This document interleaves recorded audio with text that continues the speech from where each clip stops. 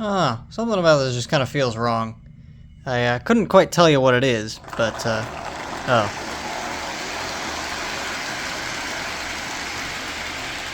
Nice. Hey guys, CWHolo1 here. Welcome back to another video, and today we are here with my grandfather's Lionel 2383 Santa Fe F3AA set in the Warbonnet paint scheme. And we're going to be going through this thing and cleaning it up and trying to make it run as good as it possibly can. But before we get into this thing, what exactly is it? Well, in 1939, the Electromotive Division of General Motors, or EMD, came out with the FT diesel-electric locomotive.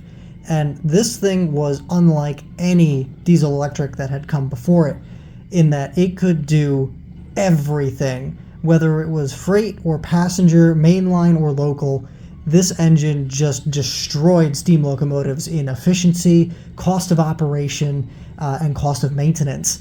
But to the public, the big difference with the FT when compared to a steam locomotive was appearance. Let's be real, a steam engine is really just a giant tank of water with a fire bolted to one end so that it can generate steam so that it can move itself. With the exception of the streamlined steam locomotives, there's really nothing about them that is intended to look beautiful. They are just tools. They are giant utilitarian pieces of equipment that do what they are designed to do and nothing else. And then you look at the FT, which is sleek, it's modern, it's clean, it's elegant, it's beautiful. And when compared to a steam locomotive, it's no wonder that the public just fell in love with these engines. And so as the years went on, EMD continued to develop the FT, or the F-Series locomotive, and eventually in 1947 came out with the F3. And 1 year after that, in 1948, Lionel Electric Trains introduced the 2333 Santa Fe F3 in the Warbonnet paint scheme.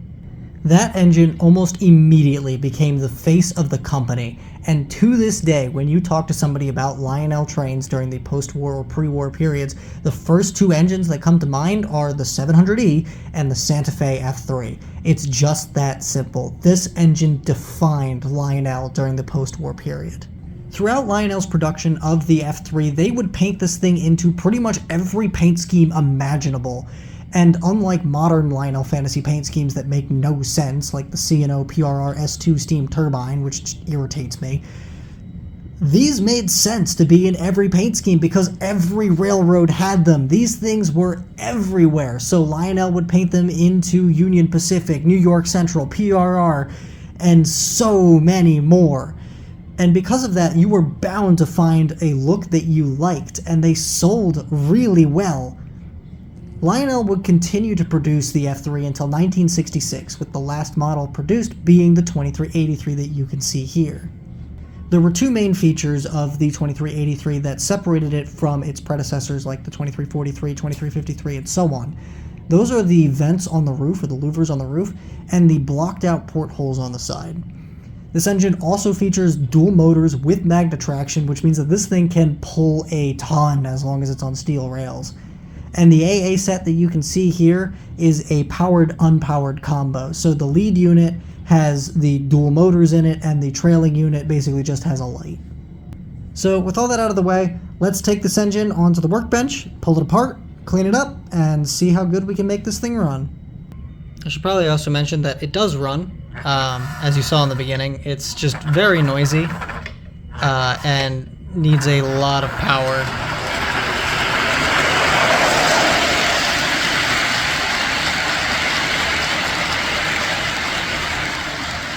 Also, yeah, I'm running these with my Reading passenger cars because these are weird and they're not full scale, but they're not semi-scale either. Semi-scale cars look weird behind this thing because these are pretty big. They're almost full scale, and then they're just slightly shrunk. And I don't know why, but it does make something very irritating, and that is trying to find a modern scale model of an F3, because a lot of F3s are just scaled off of the post-war Lionel F3, which is not scale.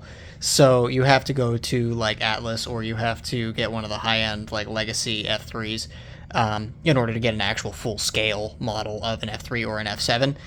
The way that I typically tell if a model is like actually scale or not is I look at the pilot, and if the pilot is just this flat like cast metal with no details, I usually assume it's based on the post-war variant and thus sized on the post-war variant, and thus it's not full scale. Whereas if this pilot has a whole bunch of detail on it, then I usually go and say, okay, yeah, they probably resized that model because they redid all the tooling for it. So that's usually how I tell. But for all intents and purposes, these things are scale. It's just, I don't understand why they're just very, very slightly shrunk, and I don't get it. Why, Lionel? Why'd you do that? So Lionel could not have made this thing easier to take apart. If you're wondering what this plate is in the middle, this is how you access the 9-volt battery, but this screw is just toast, so I'm not even gonna bother. I did already loosen up the screw in the front here. It's just that one, and then there are 2 tabs on the back, so once that front screw is out, the frame will lift up, and then you can pull the shell, or pull the shell forward, or the frame back, until it releases, and you can, and probably will, get caught on the speaker, so you just kind of have to wiggle it around a little bit until it comes out, and there we go. You can see some of my dodgy wiring that I've done over the years with this thing. But that is the internals, and I didn't take the battery out of this thing. Well, hopefully that's not exploded. Okay, well, yeah, anyway, dual pull-more motors, and this thing is heavy too, like really heavy. So if I remember correctly, in order to get into here, I have to just completely disassemble all of these brackets. This is the horn, by the way. The D battery, the D cell battery, it provides a DC power for the horn. I don't know why. I might try to make that work later if I'm feeling frisky, but for right now, let me just blow this apart, get the battery, or get to the battery to make sure it's actually still intact, and then we can start taking a look at the E unit and the motors to see what needs to get cleaned up. Oh my god, it's actually like still here. I genuinely don't know a ton about battery design. I know 9-volt batteries do this thing where they just detonate. I would assume D cells do as well, because if you look at the inside of this thing, it is full of just dried up, looks like battery acid. Yeah, so that's fun. I did also notice that there's a whole bunch of like plastic slash rubber, I don't even know what to call this material. I think it's a plastic. Gaskets in this thing to electrically isolate this whole assembly from the rest of the shell. So that's interesting. This is a DC relay. So this is what actually actuates the horn. So when you press the horn button or the lever or whatever on your transformer, it sends a small DC current through your track, which triggers this relay, which closes the circuit, which allows the horn to do its thing. If it's a steam locomotive with an air whistle, it turns an AC motor and generates your whistle. If it's a post-war diesel with this battery in it, it does something else to actuate this little speaker thing on the back that I have no idea how to make work.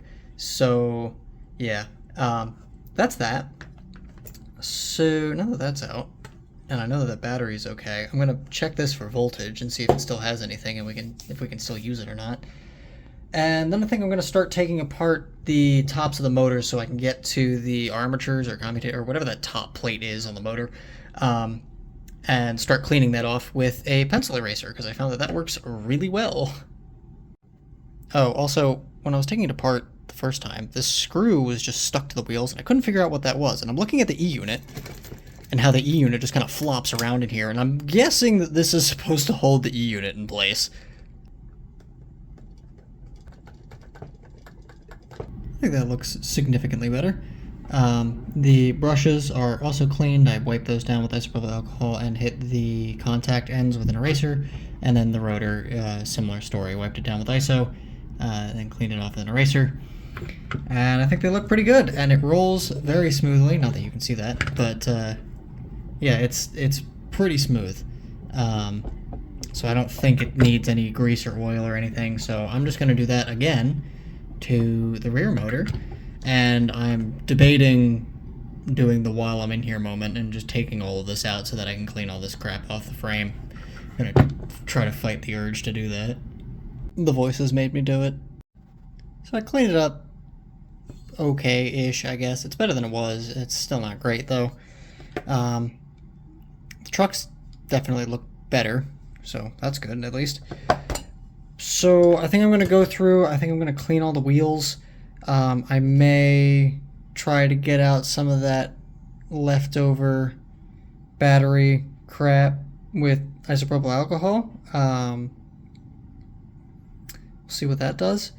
But I'm debating if I want to look at paints.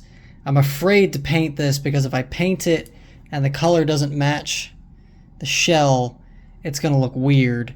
So it has to be an exact color match. And I don't know if I have that. So, yeah. Anywho, we'll keep plugging along here. It is Independence Day today. Check that out. Made in U.S. of America, Lionel Corporation, New York. Pretty cool. So, I was reassembling this, and I just threw a washer across the room. I had to go find it again, because I made myself jump, because I accidentally triggered the horn. So if you take this wire that normally just goes straight to ground, and you bridge the little L bracket on the relay and the frame of the relay together, you actually like make the horn do the horn thing, which is pretty neat. So what I was just doing was, there's this adjustment screw on the back, and what this allows you to do is this changes the pitch of the horn. So if I bridge this thing again and I tighten it,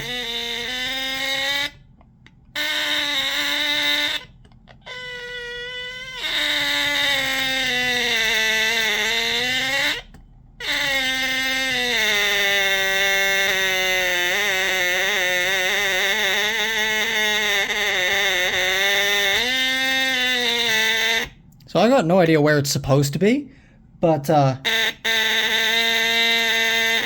it sounds like a diesel horn-ish. Sounds like an attempt to make a diesel horn. So, oh.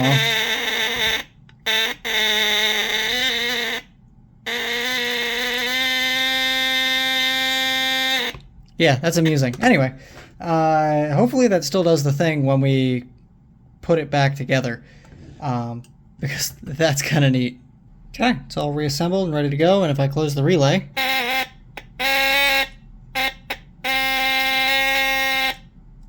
seems to do the thing. I did fix this joint and put some actual heat shrink on there, so that wasn't running the risk of shorting. I think I'm going to cut this zip tie off and try to fix some of this wiring, just to clean it up a little bit, and that will that'll be that, and then we can go test it.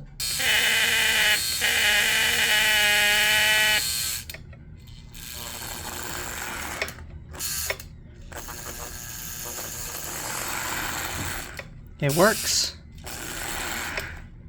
Sweet. Okay.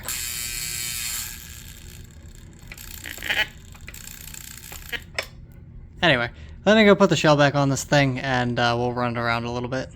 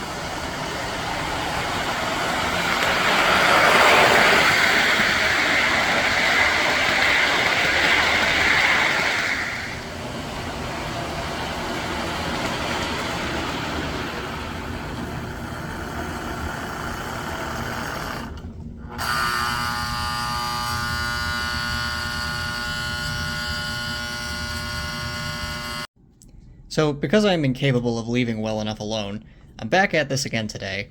I took this apart this morning and cleaned it up. I didn't record it, and I should have, but it's all closed back up now, and I'm not going to open it again because these tabs will just shear off.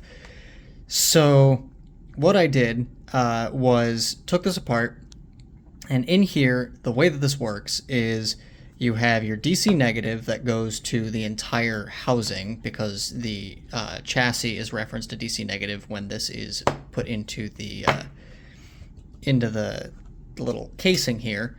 And then I have my DC positive going to this wire, which goes into an electromagnet. And inside of this whole thing is a little flapper. And when the electromagnet when that flapper is up, it's contacting this plate that you can see here under this shroud. And that is creating a circuit that goes from the casing onto this plate, through the flapper to the electromagnet, then goes through the electromagnet, through this wire, and back to the battery. That completes the circuit.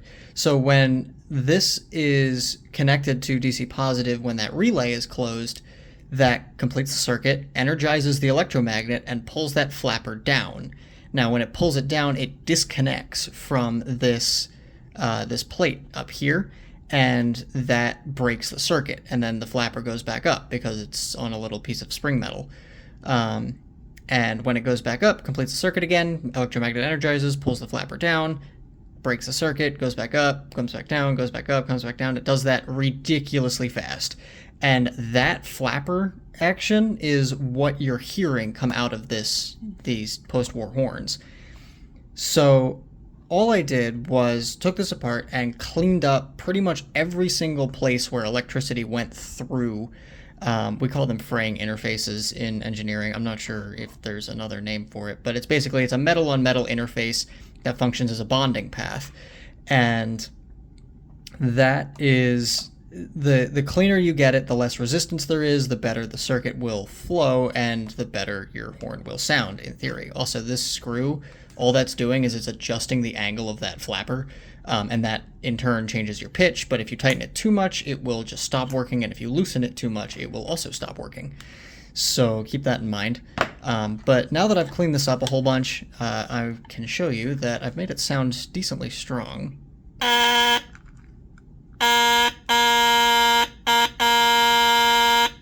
So, yeah, sounds way better than it did, and I can continue to play with it when it's back in the locomotive. But the last fraying interface that I have to clean up is this contact path between the base here and the shell.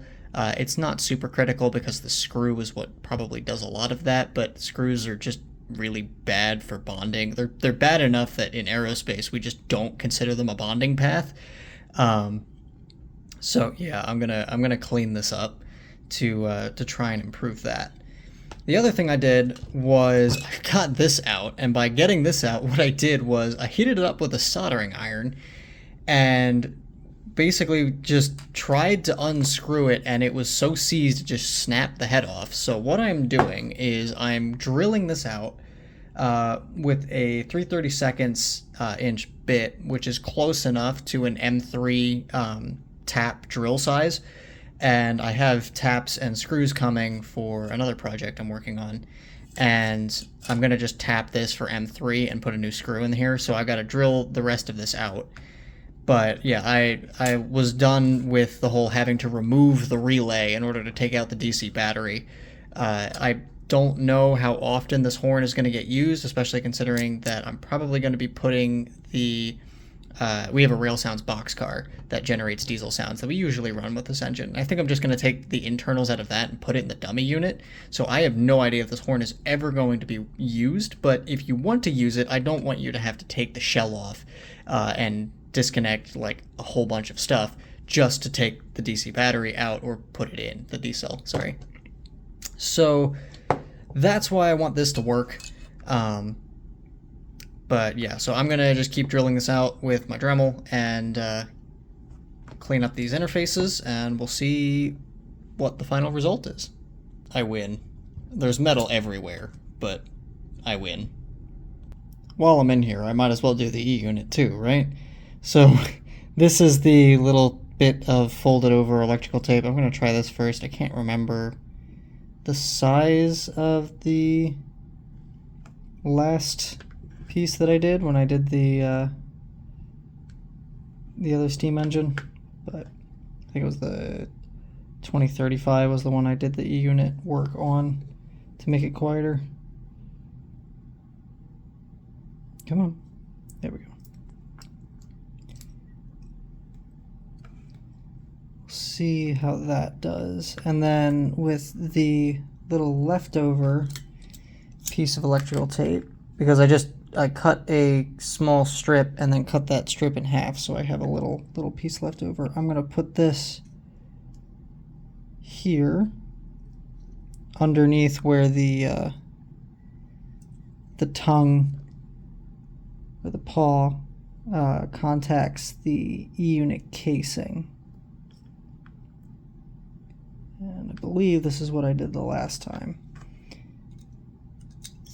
So if it worked then, it should work now, but I guess we'll find out here in a second when I power this thing up. But yeah, okay. Let me bend all my paws back. I did clean all these up too with isopropyl alcohol, all these little guys, and the ones on the bottom. So we will, and I cleaned the drum. So we'll toss the drum the correct way around in here.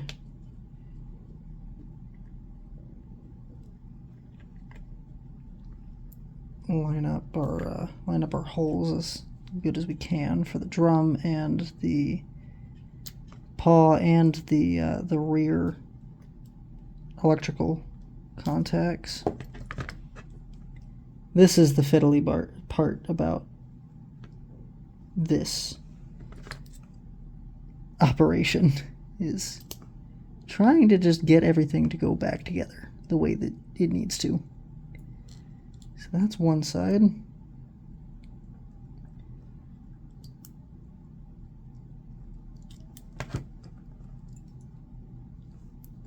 All right, something is fighting me. But yeah, so this is the fun bit.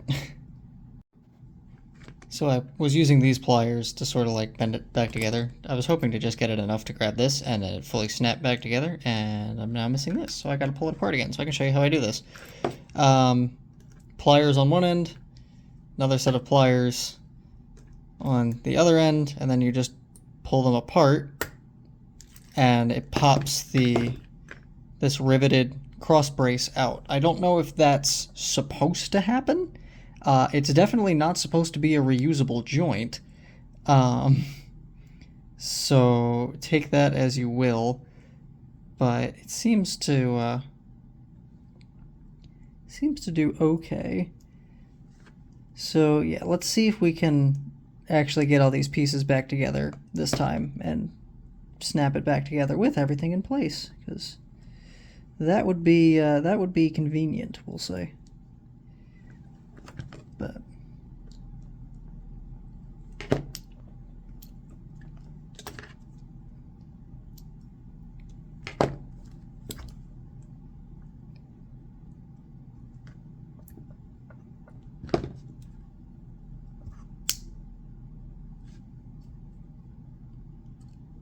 there we go.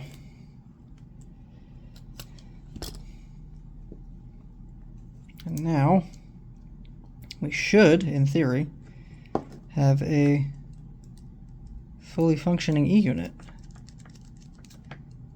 That is quite sticky.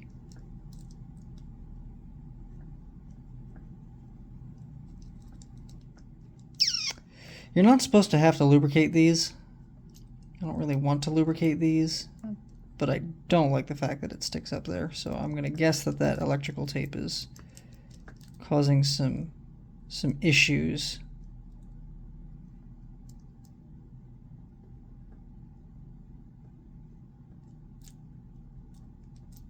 Yeah, this is the finicky part about E-units is you will do this process over and over and over and over and over again until you get a fit that feels right. So I'm just going to keep at this, and we'll see what I get at the end.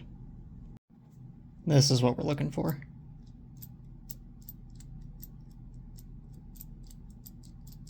A little bit of stick is probably caused by the fact that I'm at an angle, but much looser. So I am good with that. So let's throw this thing back in this engine and see how it sounds.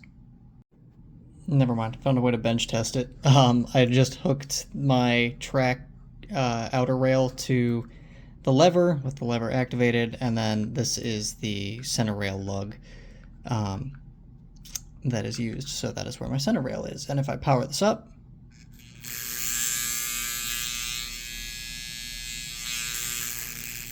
it's still pretty noisy.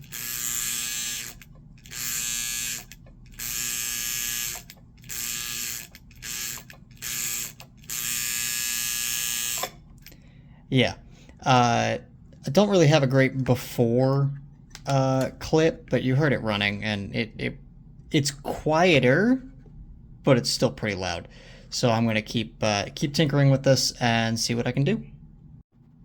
So I just put another piece of electrical tape about the same size as the first one I put in there, so there's no two of them. And if I power this up here, it sounds, so far, significantly quieter. But obviously it's not all back together yet, so I don't know if it's going to stay that way. So let me put this all back together. We'll do hopefully one last bench test and see if this is quiet enough. Alright, moment of truth. Let's see if this works. Oh.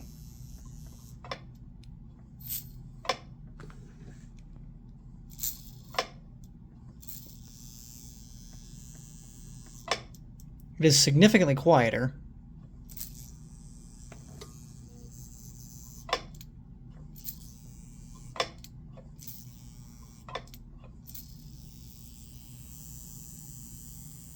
I'm trying not to pinch the casing because I don't want to dampen it.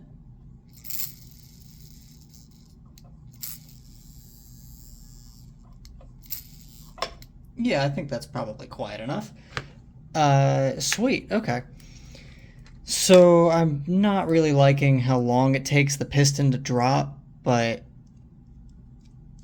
it's probably fine. As long as it is dropping, I'm okay with it for right now. I'll figure out how to make it drop better later, but okay. We have a quiet E-unit. Yippee. I don't know if I ever showed reassembly of this whole apparatus, but basically insulating plate goes on the bottom. You can see the stack up on the side that has the lug for the relay. It's this insulating plate, the metal bracket, another insulating washer, and then the screw, or sorry, insulating washer, then the lug that goes to the relay, then the screw, and that will cover one side. Also, yes, it is super fiddly. That's why I'm doing some of this off camera. And then on this side, it is the insulating plate, the bracket, another insulating washer, and then the screw, because there's no lug on this side. And essentially what this is doing is this is just electrically isolating the bracket that holds on the relay and contacts the positive side of the battery, or I guess the negative side if you flip it upside down. I don't think the direction matters. I don't think, maybe it would, because if you run the current the other way through the electromagnet, it may repel the horn instead of the little flapper in the horn assembly, instead of attracting it, which would, cause the horn to not work. Also, yeah, when I said fiddly, I was not kidding. So, there we go. So we will tighten that down, and then I'm going to hold the little bracket on the far side that you can't see with the pliers and tighten that so that I'm not twisting that wire around on itself and causing all sorts of damage. But yeah, okay, so that's in. So now I can put the E unit in, tap down, that's fine to flop around. The E unit sits in the back here. Get my alligator clips out of the way. Sits in the back here, and then there's this little step on the side. I'm doing a terrible job showing. That little step, that's where the screw goes. And then have a fun time trying to get a screwdriver to have good contact. If it doesn't have the horn, this is significantly easier, so I will probably just remove the horn and tighten that down. But that's that, and then you put the rear motor in. Don't try and do any of this with the rear motor installed. It's just not worth it. Okay, that's in. It's been tightened down to IFR inch-pounds. It feels right. And now we can put the rear motor back in, and then we just have to solder all the lugs back together. Putting the rear motor in is not terribly difficult. There are these little springs. These face with the opening towards the back, as far as I know, with the bump going up towards the center where the motor is. We'll run our wire up and through here, and then try to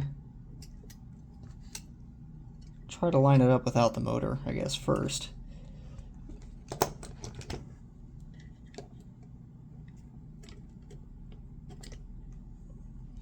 And then once it's close, you can try to set the motor in. A keyword apparently being try. This is still easier than other engines I have worked on. So, yeah, and then once it's in enough that you can get thread engagement, you can tighten this down. You don't want to over tighten it, because if you over tighten it, it binds up the worm against the drive gear that's in here. So if you have Loctite, I would suggest using Loctite, like blue Loctite, and just leaving this a little bit loose, and letting the Loctite do the retention. That way you don't have these motors binding up with themselves. But if you don't have Loctite, just make sure that, you know, you don't, like, periodically check that screw, make sure it's still there. And if you hear the worm gear starting to slip, or like if you hear the motor starting to slip against, or the gears, sorry, in the truck and the motor starting to slip against each other, that means that the screw is too loose. So you'll just want to tighten that down. And that's sort of your warning before complete pandemonium happens and you lose that screw, and good luck finding one of those. So yeah, anyway, I think that's probably loose enough. If it's not, we're going to find out on the test stand. But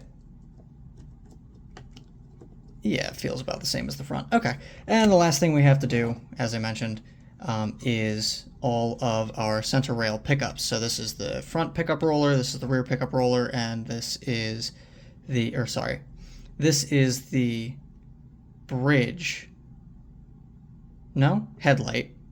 That's the headlight.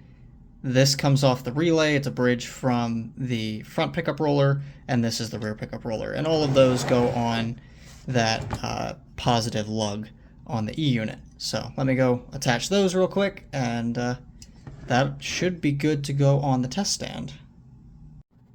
Alright, real-time first test. Let's see what happens.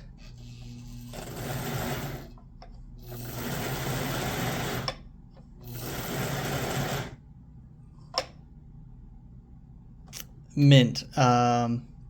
the E unit finally dropped. Now it's just directly shorting. Okay, well, let's start doing some diag. Did you forget about the big piece of metal I left flopping on the bottom? I did.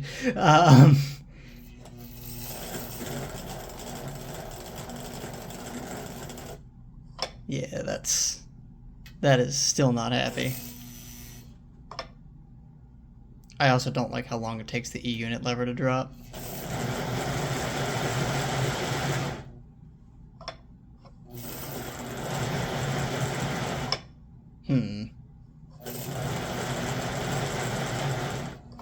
Seems very unhappy.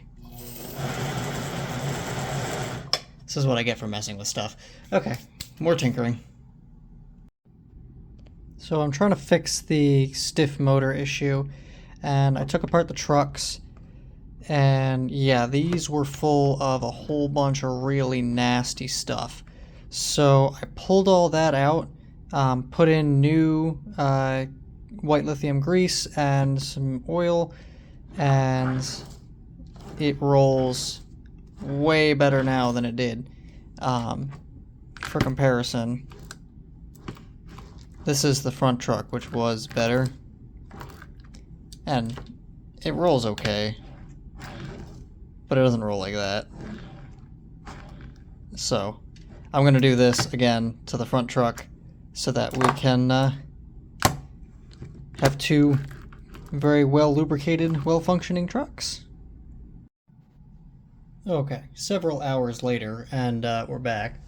So the trucks are all greased and oiled up. They're all back together. I couldn't get the E unit to be super quiet, especially at low voltage, but I don't think there's much more I can do to it at this point. So I'm just going to kind of let it ride as is, and you know, we'll deal with it. So let's power it up here and see if I fixed the motoring issue.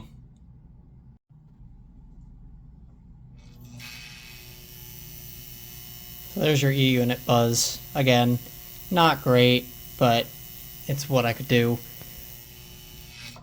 And I did fix the issue with the E unit dropping back down. I just kind of bent the paw out a little bit, and that let it slide over the drum a lot easier.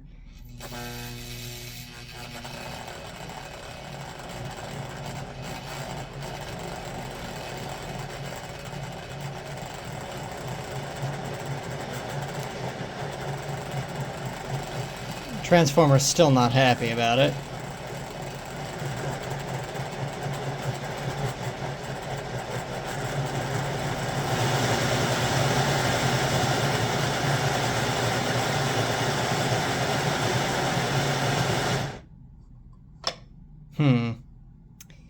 If I turn off the E unit, so I can go forward, turn it off. Oh yeah. Doesn't care at all. Let's put it in reverse.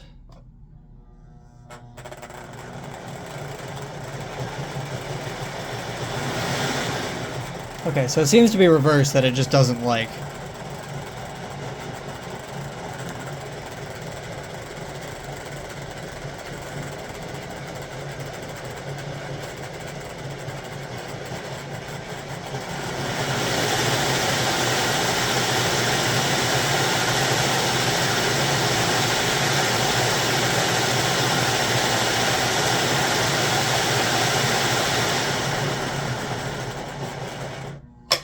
Well, at least I know it's not the fact that the motors are difficult to turn. It's just something about it just doesn't like going that way electrically.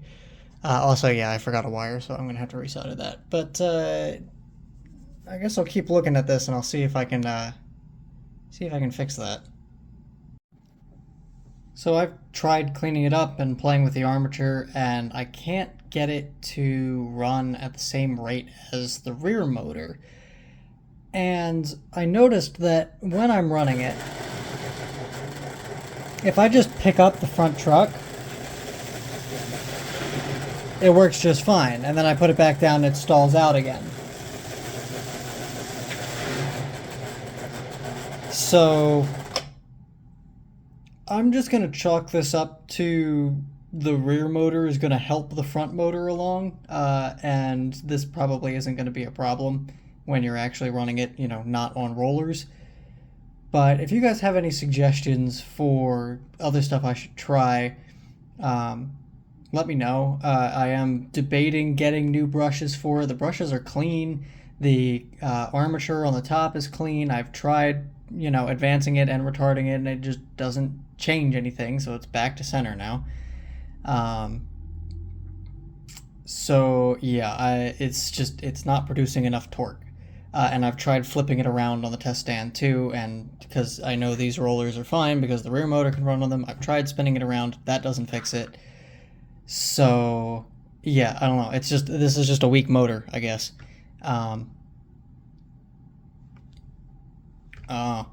Anyway, I am gonna throw the battery in here just because I want to hear what it sounds like with the battery in it, or with the horn in it, just to hear, because I'm curious.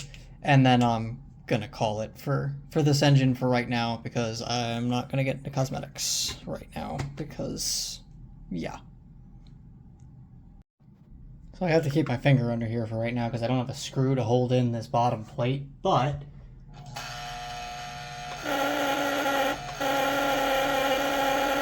it makes a sound.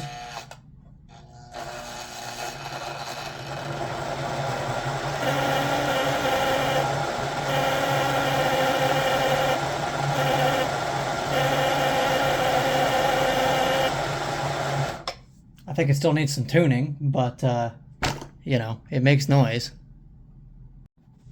So I think that's where I'm going to leave it for today. I'm just waiting on the tap and die set and the screws so that I can retap the hole on the bottom that has the cover for the D-cell battery and put a new screw in there. And that should hopefully, you know, patch up this thing to the point where really the only thing left would be cosmetics after I do the horn tuning, when I don't have to, you know, hold the plate up. Yeah, so cosmetic wise, I am not exactly sure. It looks decent as is. It looks used, which is kind of the look that my grandfather likes. So I may just, you know, hit this with soap and water, and clean up as much as I can without, you know, going super into it. And then leave all the paint imperfections and stuff like that to make it look weathered. But yeah, I'm not exactly sure yet. So we'll just leave this as is for now. This video will just be mechanical stuff, and I will come back when I have the taps and the screws for this thing. My tap and screws came in today, so I went ahead and tapped out this hole for M3 and threw in I think this is an 8mm screw. And now we have a hatch, and I can take my D-cell battery, plop it in here, and theoretically the horn's supposed to go off immediately. I haven't quite figured out why it doesn't yet, but you know, we'll just I'm not going to complain because it's just a buzzer and it's very annoying. But yeah, now I can hold down this panel, tighten it down, and that is secured. And if I shake this a whole bunch, you can kind of hear it. It's trying. But yeah, let's put it on the test stand, verify that it works, and then take the battery out, and we'll call it good. Well, as you probably could have guessed, that did not go to plan. I ended up taking apart the whole engine. I had to fix some wiring, and I tuned up the horn a little bit, put it all back together, and here we are. So now let's test it out.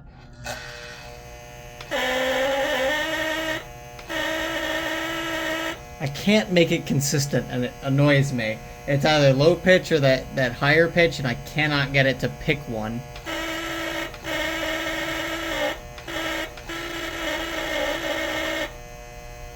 But in motion,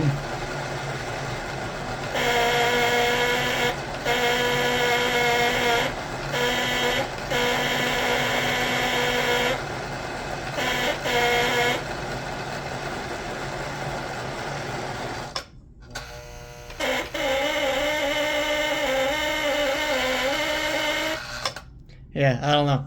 I'd say it's the amount of voltage being applied to it, but it's not because the voltage that's being supplied to the horn is from the D-cell battery. So maybe I've got a bad connection somewhere from the battery to the rest of the circuit, but I'm not really too interested in hunting down some more bad connections on this engine. As I may have mentioned earlier, the way that this is probably going to end up going is I'm going to be taking the sound system out of a Rail Sounds boxcar and putting it in the unpowered unit here. That way, this AA set will have rail sounds instead of, the buzzer. But it is neat to have it working, at least mostly. So I think this is where I will leave it for now. And as I'm sure I've mentioned before, I'll deal with cosmetics later. So there you have it. That was my mechanical refresh on this Lionel Postwar 2383 Santa Fe F3 in the Warbonnet paint scheme. And yeah, I am glad that I could get this thing working, and I'm glad I could get the horn functional, even though it's really not going to get used much. But it's nice to know that everything in this engine is somewhat sound. I say somewhat because this engine has been apart and together so many times over the time that I have had it.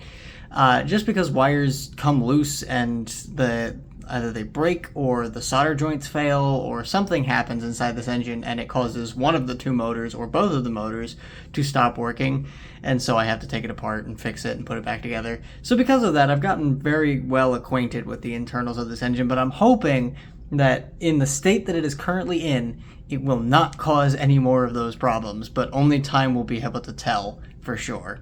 If you guys have any suggestions for anything I can try to either make that front motor run a little bit better or make the horn sound more consistent, feel free to drop a comment down below. Can't wait to see what you guys have for suggestions because I'm sort of at a loss at this point. Anyway, I hope you all enjoyed. I hope you all learned something. I'm CWHello1, and have a good day, or maybe good night in your case. See ya.